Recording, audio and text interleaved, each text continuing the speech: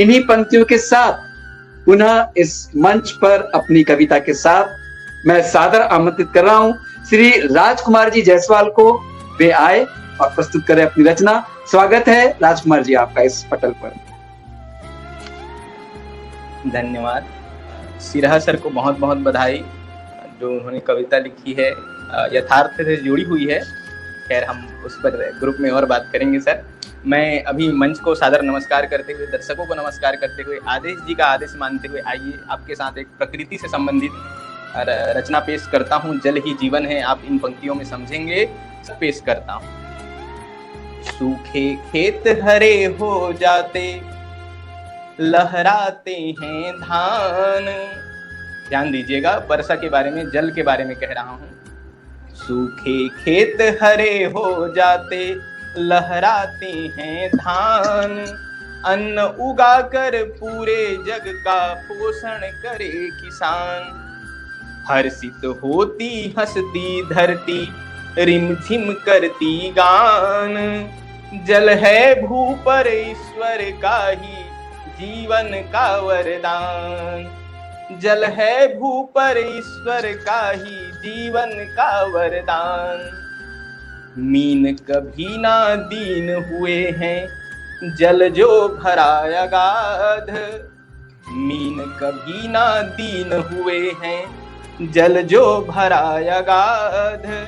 इस कृपा में जीवन जैसे होता है निर्बाध। जीव धरा है ब्रह्म गगन है, तरुवर कर्म महान। जल है भू पर ईश्वर का ही जीवन का वरदान। जल है भू पर ईश्वर का ही जीवन का वरदान। सागर में जल अतल भरा है, जल उड़ बने पयोद। पयोद अर्थात बादल। सागर में जल अतल भरा है, जल उड़ बने पयोद। पेड़ों के बिन जब धरती की सूनी होती गोद। तब करता है क्रोध कहीं नभ, सूखे जग के प्राण। जल है भू पर ईश्वर का ही जीवन का वरदान। जल है भू पर ईश्वर का ही जीवन का वरदान। रुक जा मानव धर्म नहीं ये, ऊपर अंबर देख। जो पेड़ काटते हैं उनके लिए कहता हूँ, रुक जा मानव धर्म नहीं ये, ऊपर अंबर देख। देख रहे सब देव वहां से लिखते तेरे लेख। काट रहा है तरु तरु तू, पाट रहा जल खान। जल है भू पर ईश्वर का ही जीवन का वरदान। जल है भू पर ईश्वर का ही जीवन का वरदान। बूंद बूंद कहो अमृत जल का, बूंद बूंद कहो अमृत जल का। हमने अमृत नहीं देखा है, हमारे लिए जल ही अमृत है।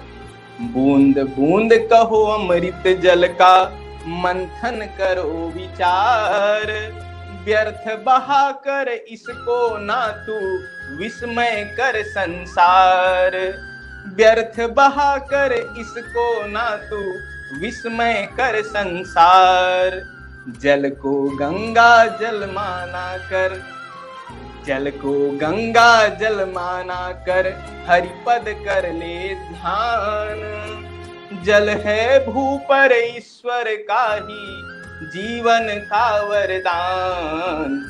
जल है भू पर ईश्वर का ही जीवन का वरदान। बहुत बहुत धन्यवाद सर। राजकुमार जी, आपने जल के ऊपर बहुत ही खूबसूरत कविता प्रस्तुत की। बूंद बूंद अमृत जल का, वाकई ये जल की एक एक बूंद अमृत के समान है। और जल को गंगा जल यदि माने तो शायद हम एक एक बूंद का महत्व समझ सकते हैं। और जल ही जीवन है, इसमें कोई दो राय नहीं है कि बिना जल के हम यदि 24 घंटे, यदि हम देख ले जो शहर के रहने वाले हैं, जो अपार्टमेंट में रहते हैं, जब 24 घंटे एक मशीन जब खराब हो जाती है पंप खराब हो जाता है कुएं का, बोरिंग का, और वो 24 घंटे में उनको महत्व समझता है कि जल की क्या वैल्यू है। तो वाकई में आपने ये जो रचना लिखी है ये आज की आवश्यकता है। और जल के ऊपर किसी ने बहुत अच्छी लाइन लिखी है, कुछ तो चाहत होंगी इन बूंदों की भी।